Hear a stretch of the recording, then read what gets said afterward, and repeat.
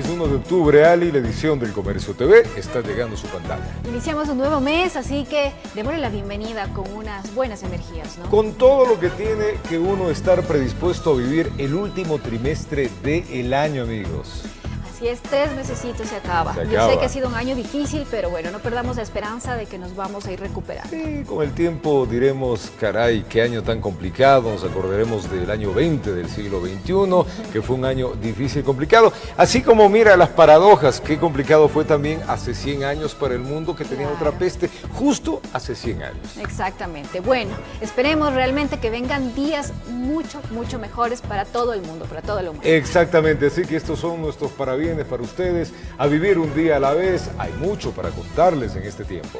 Y vamos a iniciar ya con la información. Les contamos que con 3 votos a favor, 1 en contra y 1 abstención, el Pleno del CNE dio un plazo de 2 días para que la Unión por la Esperanza, UNES, asigne un nuevo candidato a la vicepresidencia de la República y reemplace a Rafael Correa. Asimismo, se deberán subsanar ciertos requisitos ante el organismo electoral, mientras que el binomio por Creo y el Partido Social Cristiano quedó legalmente inscrito.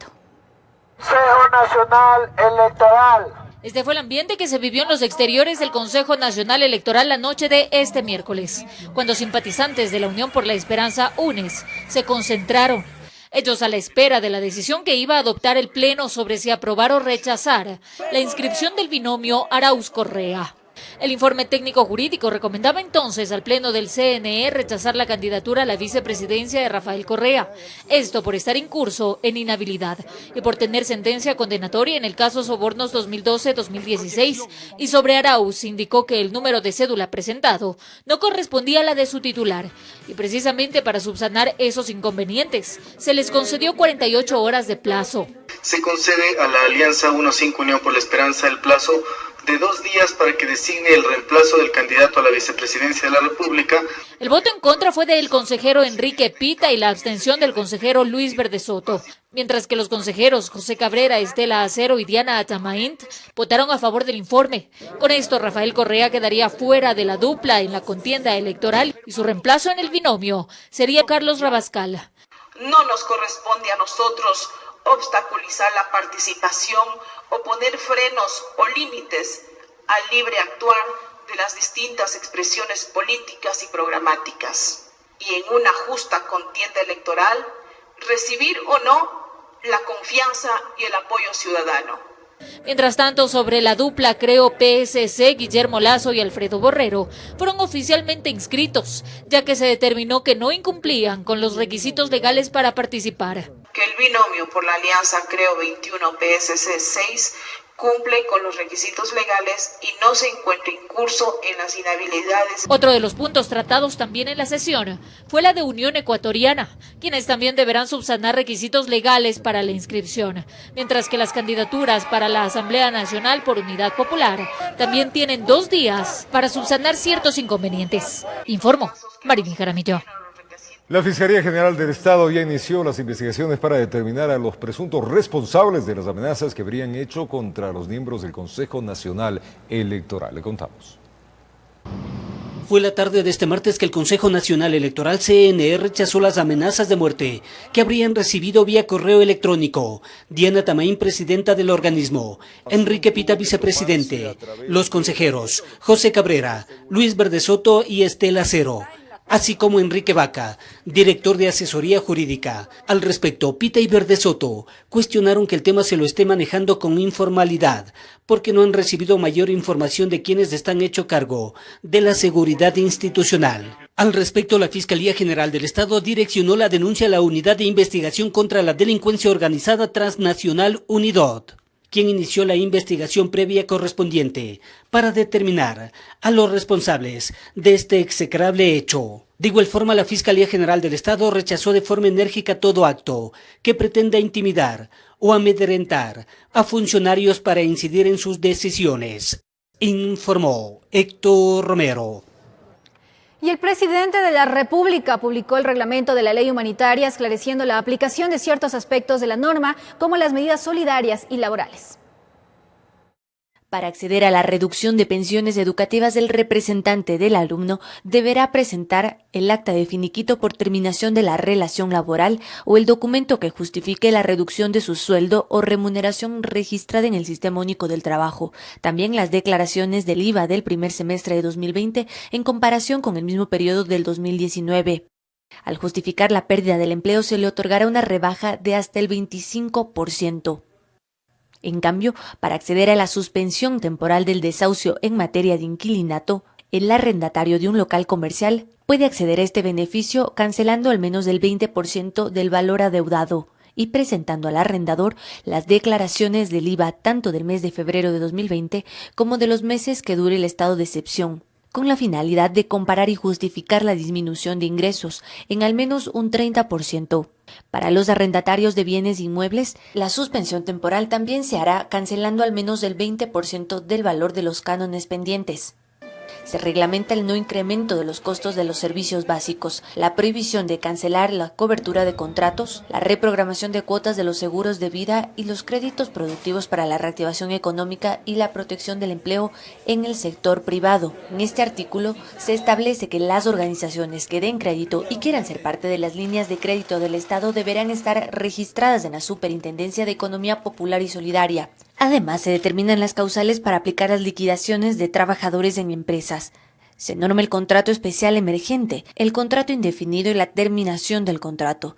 También la reducción emergente de la jornada laboral y todo lo referente a las medidas para gestionar obligaciones. El presidente de la República da un plazo de 15 días para que el Ministerio de Trabajo y el Instituto de Seguridad Social adopten los sistemas informáticos para facilitar el registro de las modificaciones que deban incorporarse a la aplicación de las herramientas de la ley humanitaria. Para las instituciones competentes a la educación superior, el plazo es de 30 días.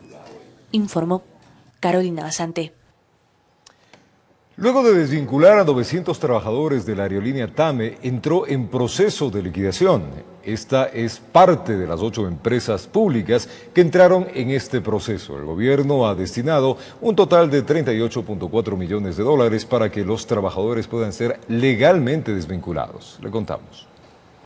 En total hay 8 empresas públicas en el país que entraron en proceso de liquidación. Ferrocarriles, Ecuador Estratégico, los Centros de Alto Rendimiento, TAME, la Unidad de Almacenamiento, Siembra, Correos y Medios Públicos. De la aerolínea TAME, por ejemplo, el proceso de liquidación inició el 17 de septiembre de este mes. Alrededor de 900 personas ya fueron desvinculadas de sus puestos de trabajo. José Andrés López, presidente de la empresa coordinadora de empresas públicas, EMCO, afirma que ya se nombró al liquidador de TAME.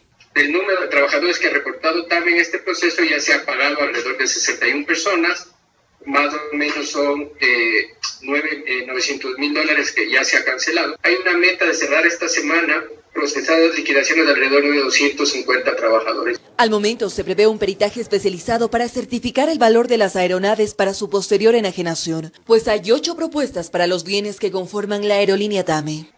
Ante la variedad de interesados y ante la variedad de propuestas, lo que se ha hecho es recibirlas para también analizarlas y con eso construir las bases sobre las cuales se pueda luego recibir las ofertas ya para el anclaje.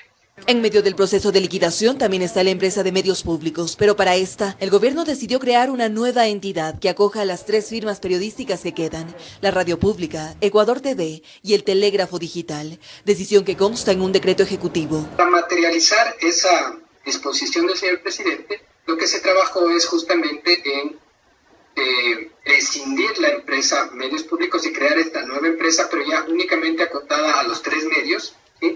Y lo que queda fuera de esto, pues continúa el proceso de liquidación. Se conoce que no todas las empresas tienen sus liquidadores, sino únicamente Ecuador Estratégico, Ferrocarriles y TAME. Sin embargo, el Estado ya asignó a las 8 empresas públicas un total de 38.4 millones de dólares para que los trabajadores puedan ser legalmente desvinculados. Informó Ismenia Solórzano. Y el Fondo Monetario Internacional aprobó un nuevo crédito por 6.500 millones de dólares para Ecuador. Un primer desembolso de 2.000 millones llegará al país este viernes. Del acuerdo con el Fondo Monetario Internacional, llegará solo 4.000 millones de dólares, 2.000 este viernes y los restantes 2.000 a finales de año. Les comunico que el crédito del Fondo Monetario Internacional el día de hoy, a las 10:30 de la mañana, ha sido aprobado por unanimidad. Para que parte del directorio del Fondo Monetario Internacional apoye el desembolso económico a Ecuador, los especialistas tienen claro cuál es el plan financiero del país.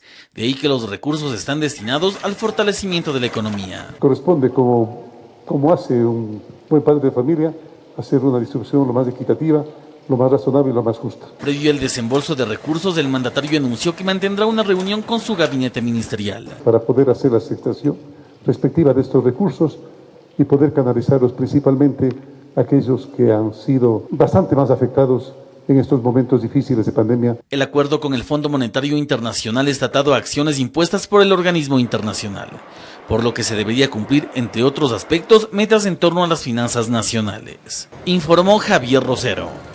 Vamos a retornar y contarles que luego de varios escándalos de corrupción por la adquisición de vehículos de lujo con carnés de discapacidad, el gobierno ya hizo la primera entrega de placas diferenciadas. Esto y más al retornar.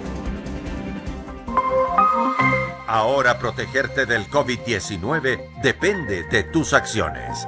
Es importante mantener distanciamiento social en todos los lugares públicos.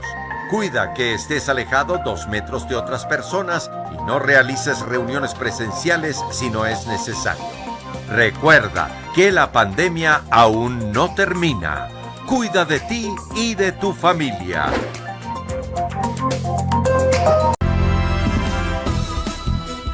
Gracias por acompañarnos. Es día jueves, luego de varios escándalos de corrupción por la adquisición de vehículos de lujo con carnés de discapacidad, el gobierno hizo la primera entrega de placas diferenciadas para este sector de la población. Con esto se pretende ejercer un control para evitar más irregularidades. Veamos.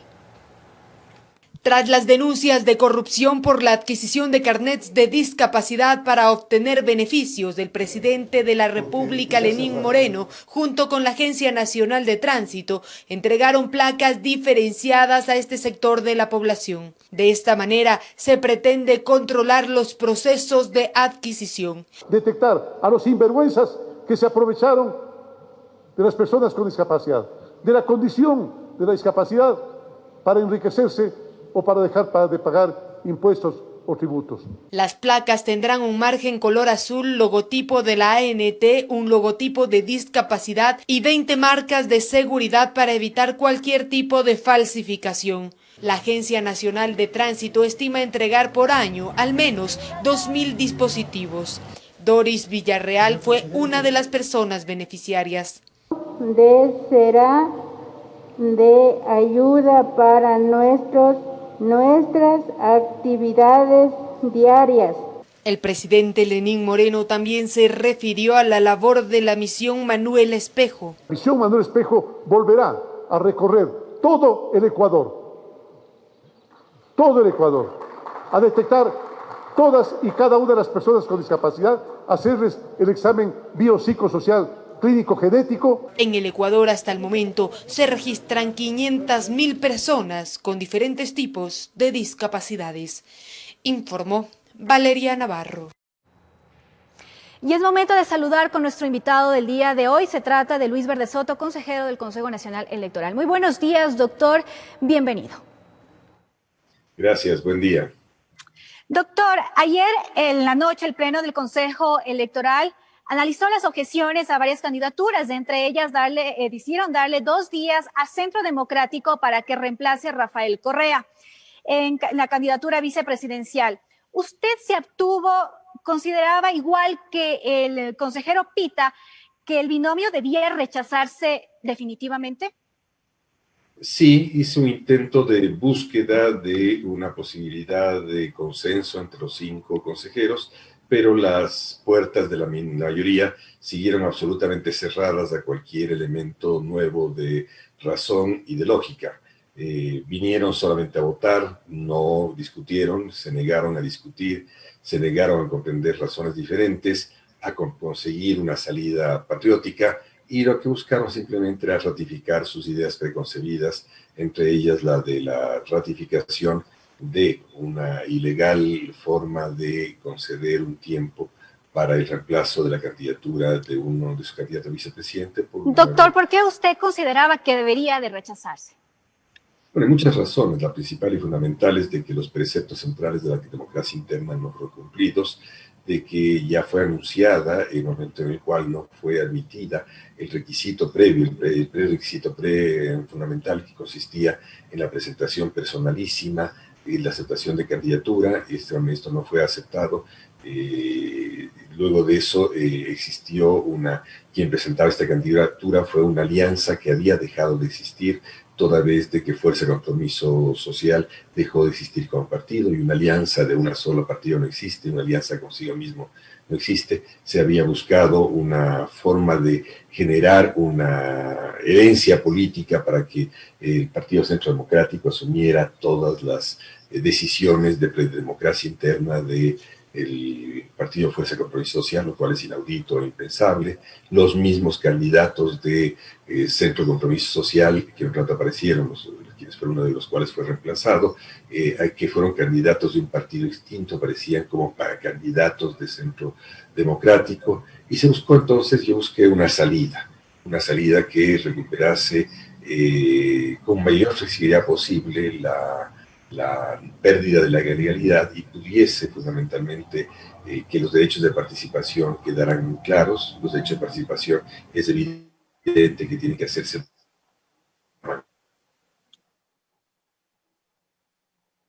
Se nos cortó la señal, doctor. Bueno, parece que ya estamos nuevamente. Decía que lo fundamental es de que derechos de participación que debían preservarse también el día de ayer se los utilizase básicamente para reencuadrar en los cauces del Estado de Derecho a la presencia de estas dos organizaciones y fundamentalmente del Centro Democrático, que es la única organización que queda vigente, pero tampoco se aceptó, en cuyo caso lo único que hicieron es, en el momento en que se les invitó a que pudiésemos debatir, lo único que hicieron es someter toda votación y ratificar una vez más que lo único que funciona no es la razón, no es la lógica, sino la aplanadora de esa mayoría. Doctor, pero la decisión ya está tomada. Entonces, ¿qué requisitos deberá cumplir ahora para poder inscribir a Carlos Rabascal como ya lo habían anunciado? Mira, el único requisito que van a tener que hacerlo es presentar esta candidatura con las formalidades correspondientes, supongo su cédula de identidad, sus requisitos cumplidos, de que no deba recursos en su vida familiar, que no haya sido objeto de violencia intrafamiliar, etc. Es decir, lo que van a hacer es algo que ya estaba previsto. Lastimosamente hubo una afrenta a la ley, hubo una afrenta a la expresión clara de que no podía presentarse e insistirse en una candidatura que ya había sido rechazada. Es decir, hubo un intento claro, sistemático, de llegar a solamente imponer esa candidatura. No importa ya los requisitos. La decisión de la mayoría está tomada y en base a los criterios que ellos esgrimieron harán lo que bien tengan. Pero además, doctor, el candidato presidencial Arauz tuvo una falla en su documentación, por lo que también rechazaron su inscripción. ¿Cuál fue este requisito que se incumplió? A ver, el requisito central estaba en la vicepresidencia. Yo había planteado de que eran justamente los 12 quienes había una falla y que eso implicaba el reemplazo de los dos a través de devolver legitimación activa al Partido Centro Democrático para que pueda ser el protagonista de esta candidatura. Ya no podía ser esa alianza que ya no existe, aquello que no llegó a nacer no existe, y que a la vez esos dos candidatos fueran reemplazados por dos candidatos surgidos de la democracia interna del Partido Centro Democrático. Sin embargo, acá simplemente se tomó el caso segundo, es decir, el caso del vicepresidente, y eso es lo que se reemplazará en las siguientes horas. Es decir, este es un hecho consumado. Doctor, en el caso de Unión Ecuatoriana y el binomio de Washington Pesantes, el Rabino Horna, se le dio también 2 días para que completen los requisitos, pero además no acudieron personalmente a aceptar su candidatura. ¿Esto implica que deben presentar también un nuevo binomio? Seguramente en el caso de los dos se está produciendo que se cumplan y los requisitos formales que no fueron cubiertos. Eso es lo que se está planteando y eso es lo que seguramente ocurrirán a partir de la resolución dada. En el caso de binomio Lasso-Borrero, ¿qué decidieron sobre la objeción presentada por Centro Democrático contra Guillermo Lasso? Porque supuestamente él tenía recursos en paraísos fiscales, porque finalmente fue aceptado. Lo que se decidió es justamente inaceptar esa impugnación porque no había ninguna prueba presentada. Lo único que hubo es una declaración por parte de los objetantes, pero ninguna prueba que llevase o condujese a la afirmación que ellos planteaban. Entonces la carga de la prueba tiene que partir de quienes están haciendo la objeción, no se presentó y conscientemente esa objeción permanece allí. Entonces, doctor, ¿cuántas son finalmente las candidaturas que están ya confirmadas en la lid electoral y cuántas ya han presentado su documentación?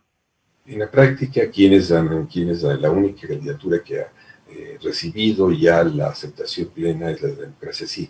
El resto están en procesos de o rectificación o han sido desechadas las candidaturas. ¿Hay más impugnaciones? No lo recuerdo, este rato son más impugnaciones sobre, al menos a mí no me han sido identificadas que yo recuerde, impugnaciones sobre otros partidos, sobre otras candidaturas. Doctor, en este tema, ¿cómo se está enfrentando las amenazas que recibieron a través del correo electrónico? ¿Solicitaron ustedes seguridad a Fiscalía, más aún cuando la amenaza tenía que ver con la inscripción o no del candidato de UNES? Mira, yo no conozco nada respecto a la amenaza. Hasta ahora sigue siendo un acto absolutamente guardado en las gavetas de la presidencia del Consejo Nacional Electoral. Ciertamente es una actitud inaceptable de que habiendo una amenaza contra los consejeros y particularmente contra Piti, para mí no se haya ni siquiera tenido un acto de cortesía elemental, un acto humano, no hablo de un acto político, pero se han guardado totalmente toda la información. Al contrario, hemos recibido por parte del Ministerio de Gobierno la garantía de la absoluta investigación que no se está teniendo, información que no se está teniendo de la presidencia del Consejo. Esta amenaza se ha producido a las 10 de la mañana del día anterior, nunca se nos comunicó, sino simplemente se fue a la Fiscalía. Supongo que hay alguna relación entre el haber ido a la Fiscalía con lo que a continuación ocurrió, es decir, la presencia de uno de los inculpados en el caso Mendoza, que revela lo que ha ocurrido respecto al juicio a la presidenta Tamarí, juicio que se encuentra en proceso en curso, iniciándose, entiendo, en la Fiscalía. Tal vez el interés único era acercarse a la Fiscalía al margen de lo que pudiese ocurrir con cualquiera de nosotros. Pero se conocía que este correo llegó a las direcciones de todos los consejeros, donde estaba incluida también su dirección, doctor. Están en las direcciones oficiales del CNE. Yo no utilizo el correo del Consejo Nacional Electoral justamente por problemas de seguridad, para evitar justamente de que mi correspondencia sea violada. Yo no utilizo los correos del Consejo Nacional Electoral por esa razón, porque hay una evidente falta de seguridad en toda la correspondencia que llega a través de ese canal. Yo utilizo solamente para casos estrictamente necesarios de comunicación del presidente, y eso lo conoce la presidencia sobradamente. Y segundo, en el caso de que yo he utilizado y llegara también a mi correo, lo mínimo que puede hacerse es quien presente una denuncia, decirles que en nombre de quien está presentando la denuncia lo que está ocurriendo. En el Consejo de Seguridad, el Consejo Electoral existen varios niveles de seguridad. Un nivel de seguridad son los guardaespaldas que entrega el Ministerio de Gobierno. El ingeniero Pita y yo creemos y seguimos creyendo de que se debió entregar, y así lo hicimos, devolvimos esa guardaespaldas a la presidencia del Consejo. Esos guardaespaldas están a cargo de la presidenta, multiplican su corte, lo mismo del resto de consejeros que caminan, obviamente con la guardaespaldas que les ayuda en sus tareas domésticas y diarias. ¿Ustedes consideran que no necesitan esta seguridad? No, la consideramos desde el inicio que no, porque una autoridad electoral lo primero que debe tener es confianza de la ciudadanía, no ser una expresión de desconfianza. Y no necesitamos quien nos cubra las espaldas, quienes tenemos la mente limpia e ideas claras. Ayer quisimos y debimos discutir, y esa es la mejor forma de cubrir la vida. El resto son simplemente artificios artilugios para que le sirvan en la vida doméstica, no para otra cosa. Doctor, hablemos del tema del presupuesto. Se llegó ya a un acuerdo con el Ministerio de Finanzas sobre el presupuesto para las elecciones de febrero de 2021. No. ¿Es necesario que ya el Ministerio entregue estos recursos para el proceso que está en marcha? Con lo que vimos el día de ayer, no. Yo creo que con lo que vimos ayer se intentó malhadadamente pasar un reglamento sobre nuevos servicios y nuevas designaciones, fundamentalmente nuevas contrataciones que pretenden hacerse para generar una suerte de cancillería del Consejo Nacional en el exterior. Se intentaba ayer pasar un nombramiento no solamente de delegados del Consejo Nacional Electoral en las circunscripciones en el exterior, cosas que pueden ser desde Quito, no tiene por qué estar en el exterior, y se intentaba solidificar el actual aparato de apoyo a los consulados en el exterior, y además intentaba nombrar una suerte de nuevas coordinaciones, un coordinador en el exterior en cada una de las circunscripciones, y además un conjunto de nuevos funcionarios en cada una de las reparticiones consulares con más de 8.000 ecuatorianos. Esto es claramente inaudito, porque no solamente se intentaba nombrar, sino que se intentaba darle sueldos diplomáticos a todos estos funcionarios. Esto ayer fue inaudito, y menos mal fue posible suspender a tiempo semejante atropello contra las finanzas públicas, semejante atropello contra la razón. Usted no estaba de acuerdo precisamente con este presupuesto de 114 millones de dólares y algo más. ¿Por qué? Porque es un presupuesto que está mal formulado, mal respaldado, está sobrepresupuestado, es decir, hay partidas demasiado crecidas. Ahí no hay una relación con el presupuesto ejecutado en 2017 y declaramos con claridad cuáles son los niveles en los cuales tenía que haber cambios en el manejo del equipo informático, en el manejo de computación que se terciarizaba falsamente sin necesidad. El equipo informático del CNE es suficiente para realizar todas las actividades de información que se precisan para la siguiente campaña. Pero se justificaba justamente este presupuesto, una de las justificaciones es que es necesario cambiar, por ejemplo, el software para las próximas comicios del 2021, porque se manifestaba que este ya está obsoleto y esto no podría garantizar la seguridad del proceso. Mira, el Estado ecuatoriano tiene montado una infraestructura informática suficiente que le permite con claridad realizar los servicios que requiere el Consejo Nacional Electoral sin necesidad de compra de equipos, existen sin necesidad de renovación de software para lo estrictamente necesario. Pero lo fundamental hay que utilizar el parque informático que tiene montado el Estado ecuatoriano y que es ampliamente suficiente como para poder realizar todas las actividades necesarias. No tiene para qué comprarse más equipo, no tiene para qué rentarse nuevo personal. Se tiene que hacer ciertamente sí algunas actualizaciones, pero eso no significa que hay que gastar en la magnitud y en la forma que se está planteando.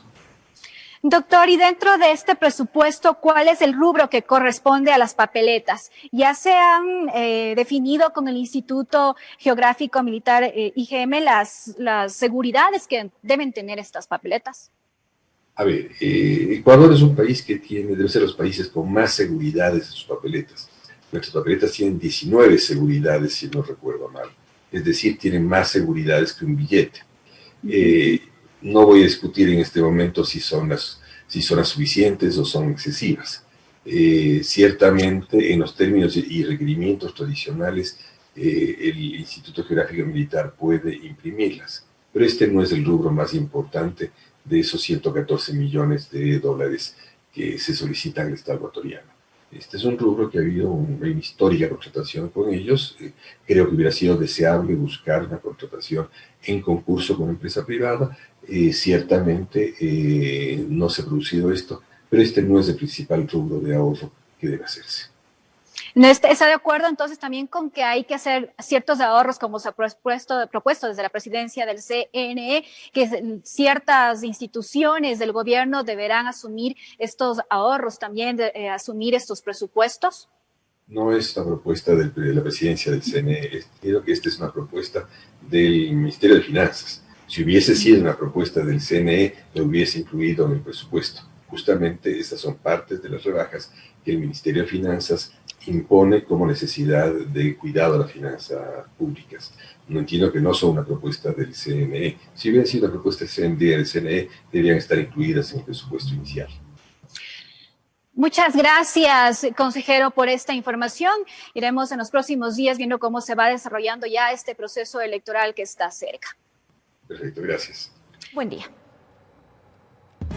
Nos vamos a un corte comercial, amigos televidentes, pero ya retornamos con mucha más información. Los asambleístas involucrados en el supuesto reparto de hospitales rechazan haber recibido dinero a cambio de votos y piden a la Fiscalía investigar el hecho y a la justicia establecer las sanciones respectivas. Le contamos. El escándalo del supuesto reparto no deja de salpicar a la legislatura, y en esta ocasión específicamente a los asambleístas que junto a Eliseo Asuero conformaron la bancada de Acción Democrática Independiente BADI. En las recientes versiones anticipadas recabadas en marco de la investigación de la corrupción del Hospital de Pedernales, Franklin Calderón, un constructor manabita, detalló que parte del dinero del contrato, $360,000, habría entregado a 4 asambleístas del BADI: Raúl Tello, Washington Paredes, María Mercedes Cuesta y Franco Romero. Según Calderón, él entregó a cada uno de ellos $90,000. La asambleísta María Mercedes Cuesta fue la primera en pronunciarse. Lo hizo a través de un comunicado en su cuenta de Twitter, en donde negó conocer a Calderón y también rechazó haber sido beneficiada del supuesto reparto. Es absolutamente falso que yo haya recibido dinero alguno proveniente de actos de corrupción en los que él y otros legisladores presuntamente habrían estado involucrados. He ejercido mi cargo de asambleísta con honestidad y transparencia. Ejerceré las acciones legales necesarias para proteger mi nombre, mi familia y mi legislatura. Por su lado, Raúl Tello también negó algún acercamiento con Calderón y defendió su inocencia. En ninguna parte van a encontrar algo que demuestre que a mí me han entregado un solo centavo.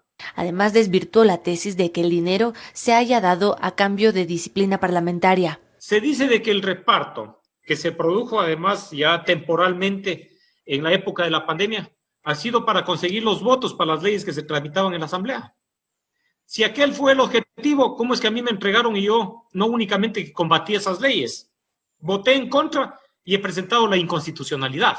Ambos piden a Fiscalía que investigue a profundidad, y en el Parlamento otros asambleístas, lejos de este escándalo, concuerdan con ello, pues la expectativa está en la justicia ordinaria, más no en las indagaciones dentro de la Asamblea. Ya es hora de que la Fiscalía procese a los grandes repartidores de la salud y de la nación como botín entre piratas. Desde mi punto de vista no sirve de nada los esfuerzos que podamos hacer algunos asambleístas para buscar una autodepuración dentro de la Asamblea, porque como hemos visto, dentro de la misma Asamblea Nacional se blindan algunos asambleístas. Informó Carolina Basante. Y la ministra de Gobierno María Paula Romo respondió a las acusaciones del exasambleísta Daniel Mendoza. Negó haber participado en el reparto de los hospitales y dijo que siempre ha mantenido reuniones con actores políticos. Mi trabajo como ministra de Gobierno siempre ha sido mantener conversaciones con todos los actores políticos. Lo he dicho, lo voy a seguir diciendo. En ningún caso, bajo ninguna circunstancia, ninguna de esas conversaciones es sobre una ilegalidad, es sobre un contrato, es sobre dinero, como estos señores aparentemente hacían según las investigaciones penales que hoy se llevan adelante. El elemento nuevo es que Mendoza ahora se ha declarado culpable de un nuevo delito a través aparentemente de favores o de cobros con la Agencia Nacional de Tránsito. Y fue negado el recurso de habeas corpus para Jacobo Bucarán, el hijo de Abdalá Bucarán Ortiz, presentado tras su detención en Medellín, Colombia. Jacobo Bucarán deberá continuar privado de la libertad en la cárcel de La Tacunga, donde permanece desde el 25 de septiembre.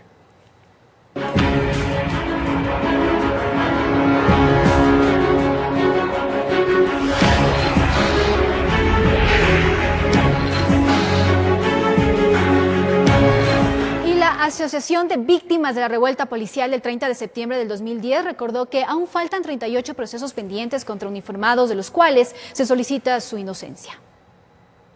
Con la fotografía impresa en una pancarta, este padre de familia clama justicia luego de que su hijo uniformado fuera condenado a 12 años de cárcel por la revuelta del 30 de septiembre. Sin tener pruebas, sin tener nada, lo condenan.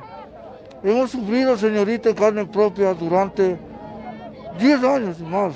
Este es uno de los testimonios de los tantos uniformados que fueron responsabilizados por las protestas policiales del 2010, cuando al mando del país se encontraba Rafael Correa. La Asociación Víctimas 30S ha procesado 188 casos que han sido declarados libres, en prelibertad e inocentes. Tenemos 38 casos en la Corte Nacional de Justicia con recursos extraordinarios de revisión, que con la documentación presentada estamos seguros serán declarados inocentes. Con ofrendas florales y pancartas se recordó el 30S como una fecha que no debe repetirse en el Ecuador.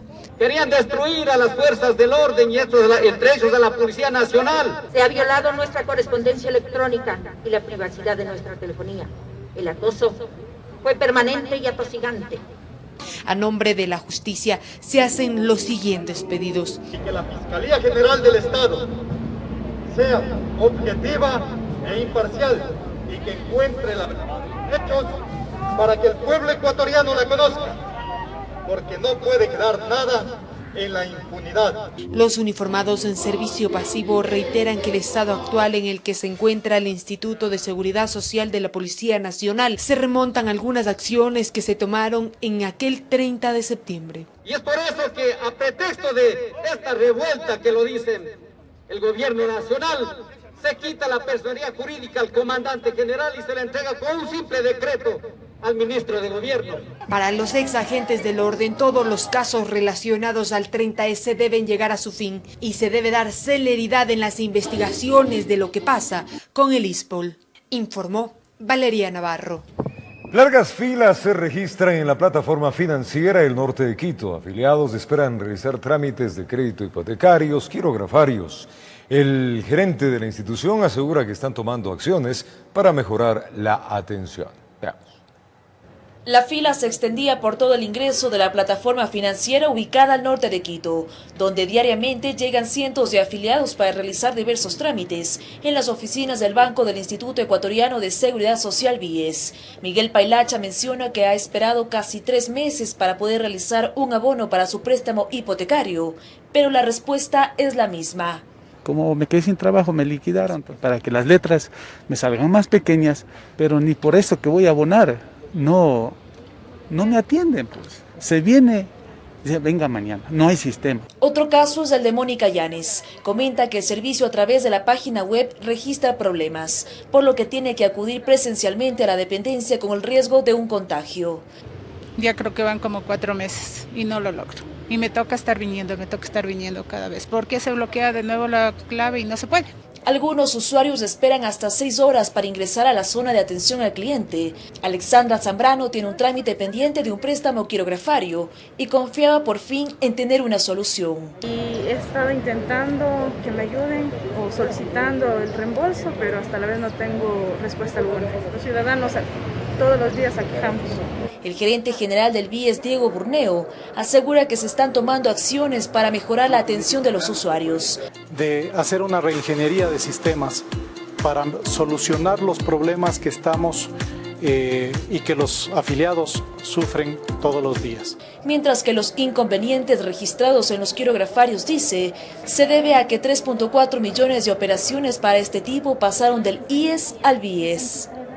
Informó Priscila Cadena. Y hoy en nuestro segmento de emprendimientos les presentamos un singular proyecto de cuidado canino. Se trata de Los Setos, una guardería para los peluditos de la casa que incorpora el trueque como método de pago. Transporte puerta a puerta, amplias áreas verdes, supervisión y atención veterinaria son algunos de los servicios que ofrece Los Setos, una guardería para los peluditos de la casa. Al llegar acá, pues estos enanos siempre están en libertad, en socialización constante bajo un guía o varios guías que nos encargamos de replicar, ser el alfa de la manada. La idea de los esposos Andrés y Milena nació de una necesidad en la cual encontraron una oportunidad de negocio, pero también de servicio a la comunidad. Brindando este servicio para que sus caninos sean más equilibrados en el parque, en el día a día, con sus familias.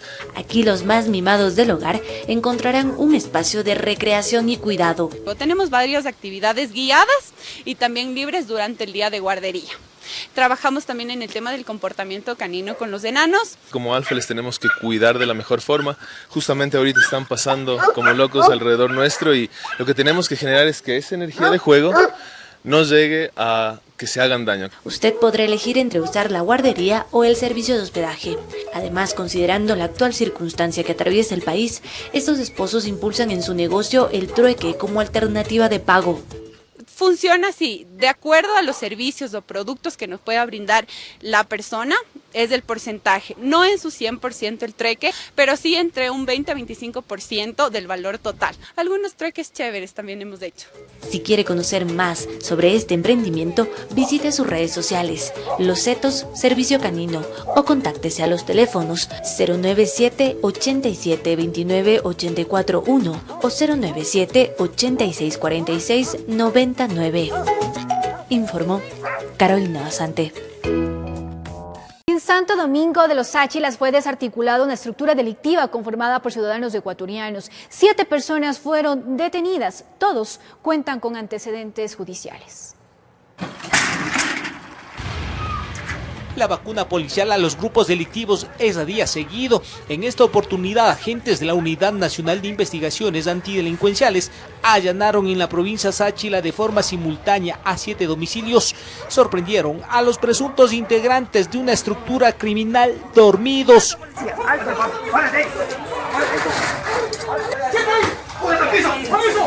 El saludo de buenos días recibieron de encapuchados del Grupo de Intervención y Rescate, así como de agentes fiscales.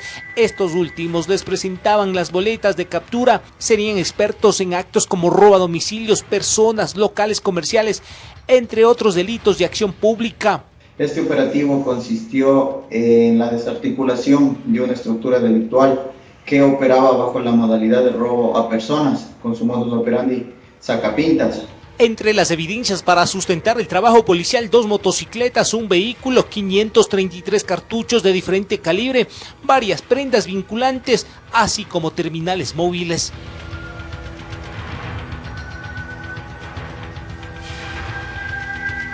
Los detenidos serían los aparentes responsables de un asalto a mano armada registrado en agosto pasado en la ciudad de Santo Domingo a un local de cerámicas. El video revela que los clientes fueron obligados a botarse al piso y antes de irse, los delincuentes les metieron la mano al bolsillo.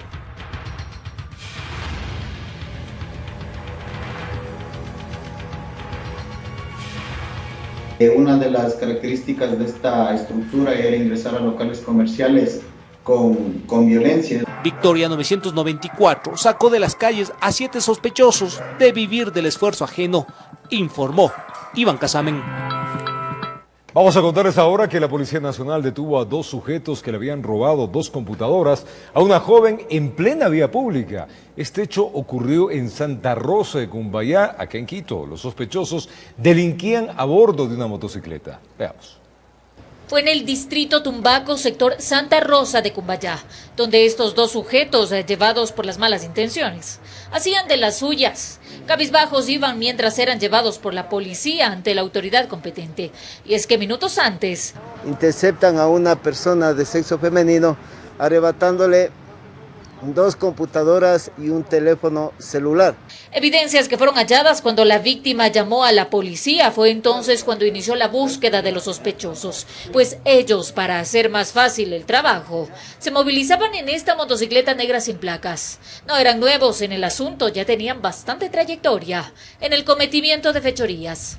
Moreno J., de 32 años de edad, el mismo que tiene una detención por el delito de tráfico ilícito de sustancias sujetas a fiscalización, y de San Martín R., de 27 años de edad, quien registra una detención en este año por el delito de robo a personas. Y es que creyeron que no los iban a capturar. Con mascarillas lo suficientemente grandes para cubrirse bien la cara estaban. Pero como todo llega a su fin, con esposas quedaron infragantis en el hecho. Desde la Policía Nacional se indica que a lo largo de estos días no solo se ha capturado a estos sujetos, sino a varios también dedicados a los robos. Teniendo el decomiso de varias armas blancas en en su poder. Ahora que las autoridades hacen un llamado a la ciudadanía a denunciar a los presuntos delincuentes para que se inicien los procesos legales. Caso contrario, volverán a las calles a delinquir y quién quita que la próxima víctima sea usted. Informó Marilyn Jaramillo. No olvides que el uso de la mascarilla es obligatorio. Antes de colocarte o retirarte la misma, debes lavarte muy bien las manos. Cuida que tape perfectamente tu nariz y boca. No la toques ni la bajes al cuello. Retírala desde los elásticos para que no contamines tus manos. Recuerda que la pandemia aún no termina. Cuida de ti y de tu familia.